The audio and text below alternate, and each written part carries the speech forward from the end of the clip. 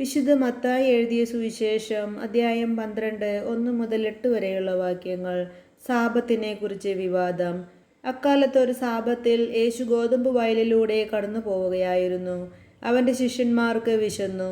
അവർ കതിരുകൾ പറിച്ചു തിന്നാൻ തുടങ്ങി. ഫരിസേയർ ഇതുകണ്ട് അവനോട് പറഞ്ഞു, നോക്കൂ, സാപത്തിൽ നിഷിദ്ധമായത് നിന്റെ ശിഷ്യന്മാർ ചെയ്യുന്നു. അവൻ പറഞ്ഞു, വിശന്നപ്പോൾ ദാവീദും അനുചരന്മാരും എന്താണ് ചെയ്തതെന്ന് നിങ്ങൾ വായിച്ചിട്ടില്ലേ?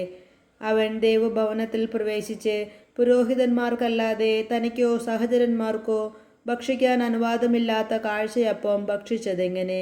അല്ലെങ്കിൽ സാബത്ത് ദിവസം ദേവാലയത്തിലെ പുരോഹിതന്മാർ സാബത്ത് ലംഘിക്കുകയും അതേസമയം കുറ്റമറ്റവരായിരിക്കുകയും ചെയ്യുന്നതെങ്ങനെയെന്ന് നിങ്ങൾ നിയമത്തിൽ വായിച്ചിട്ടില്ലേ? എന്നാൽ ഞാൻ നിങ്ങളോട് പറയുന്നു, ദേവാലയത്തേക്കാൾ ശ്രേഷ്ഠമായ ഒന്ന് ഇവിടെയുണ്ട്.